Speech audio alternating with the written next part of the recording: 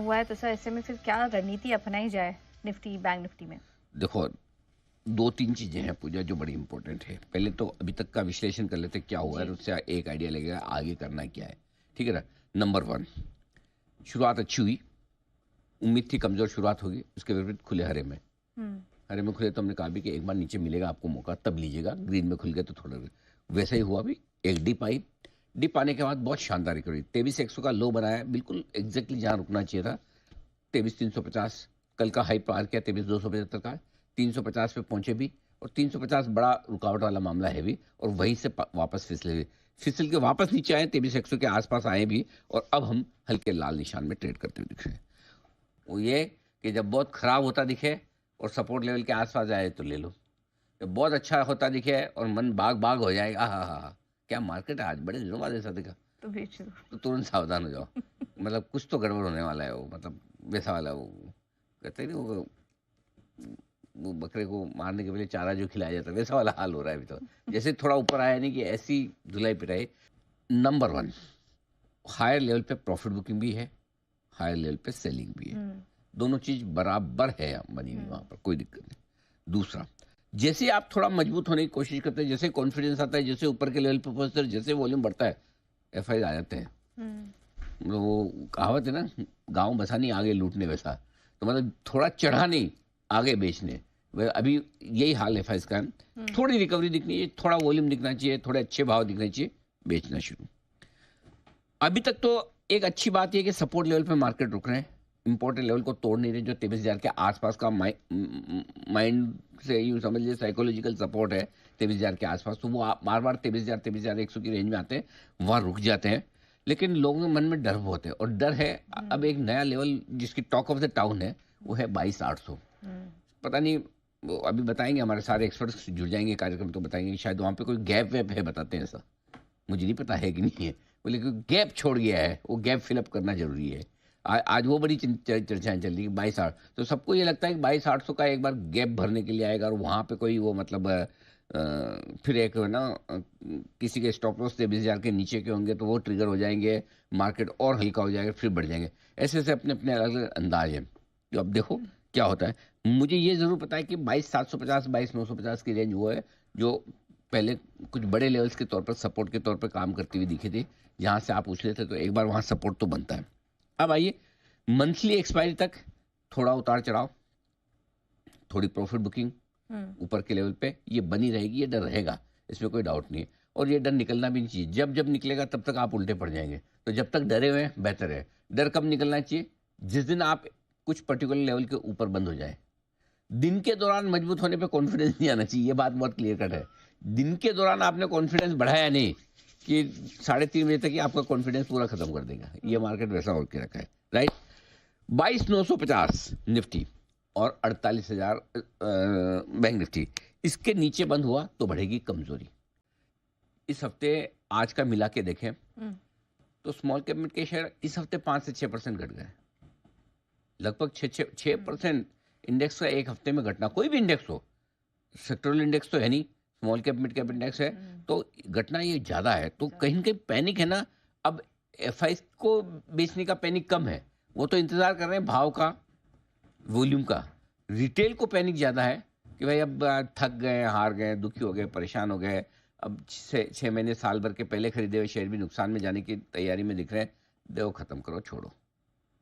अगर आप देखें अर्निंग्स को देखकर, किसी भी अर्निंग्स को देखकर एक वाव फैक्टर नहीं आ रहा है, एक्सेप्ट कल कुफो जो परसिस्टेंट को देख के आया था, वो एक आध अपनी जगह पर है, लेकिन उसके अलावा और ये एफआईएस की अभी भी कैश में बिकवाली है, लेकिन फ्यूचर्स में थोड़ी सी कवरिंग है, तो हो सकता है कि थोड़ी सी और कवरिंग हो। अच्छा, एक और चीज़, कल मैं शाम को एक इवेंट में गया था और ज़्यादातर लोग थोड़े से नर्वस थे बजट को लेकर। सबको एक ये रिस्क लग रहा है कि कहीं बजट में तो कुछ बड़ा नेगेटिव नहीं आ रहा है। हालांकि जो पिछले 5-6 साल का एक ट्रेंड रहा है ना, वो हमने कई बार देखा है कि कई बार बजट से पहले डर फैल जाता है, उसके बाद बजट में अगर वो ना ही आए बस उतना ही काफ़ी होता है। तो जैसे बजट में एक इस समय रिस्क है कि कहीं टैक्स वैक्स तो नहीं बढ़ रहा है, कुछ कहीं कोई स्पेशल टैक्स तो नहीं आ रहा है।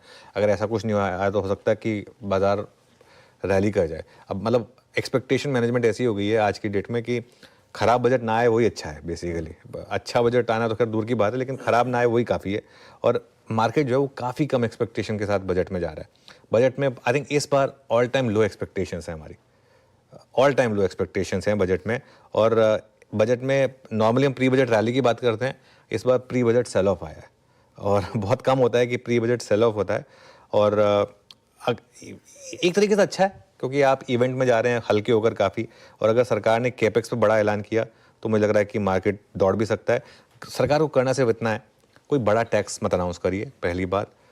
कम नहीं करना आपको मत करिए टैक्स, वैसे तो टैक्स थोड़ा कम करें तो अच्छा रहेगा, नहीं करना मत करें, बढ़ाएं नहीं, नया टैक्स कोई अनाउंस ना करें, और केपेक्स पर फोकस करें थोड़ा सा। सबसे इंपॉर्टेंट वो है आज की डेट में, अर्निंग्स को एक फिलिप चाहिए, वो गवर्नमेंट केपेक्स से ही आएगा वरना नहीं आएगा।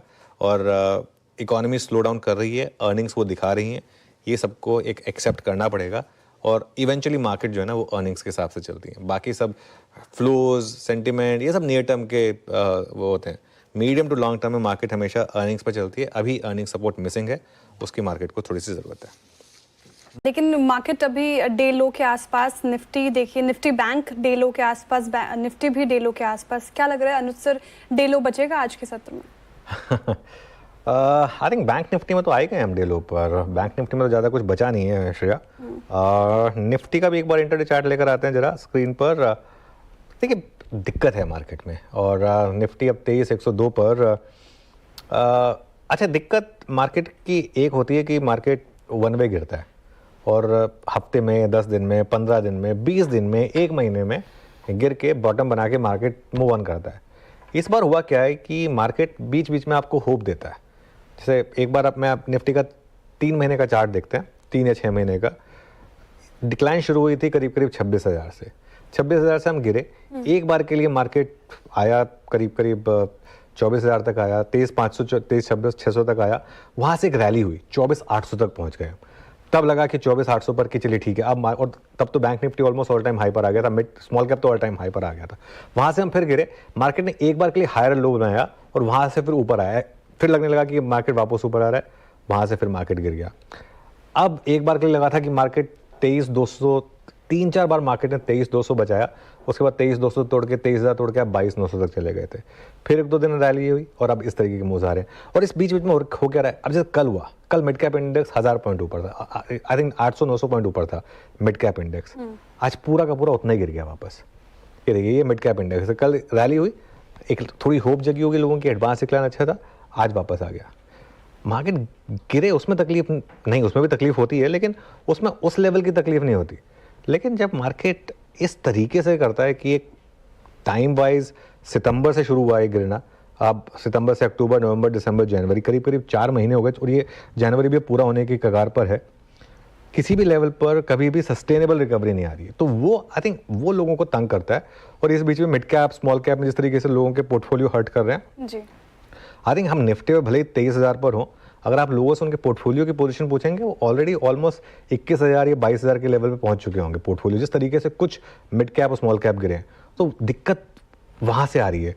और आई थिंक ये जो मार्केट का फेज़ है ना, ये बहुत टायरिंग फेज़ है। इसमें काफ़ी लोग बियॉन्ड अ पॉइंट गलतियां करते हैं, कोई एक रिवेंज ट्रेडिंग में आते हैं। कई बार आपको पता होता है कि नहीं ट्रेडिंग नहीं करनी, फिर भी क्या करें, इतने दिन से पैसा नहीं बन रहा है, तो आप ज़बरदस्ती की ट्रेडिंग करते हैं, तो उस चक्कर में और पैसा लूज होता है। तो ये जैसे कहते हैं ना, एक विशियस सर्कल में है मार्केट इस समय। अब इस विशियस सर्कल से बाहर कैसे आएंगे, ये ऑलमोस्ट अभिमन्यु जैसे चक्रव्यूह में घुस गया है, अब वो बाहर नहीं आ पा रहा है। ये मार्केट ऑलमोस्ट ऐसी है, आप घुस गए हैं चक्रव्यूह में, आपको समझ में नहीं आ रहा है इस चक्रव्यूह से बाहर कैसे निकले इस समय बेसिकली। बिल्कुल।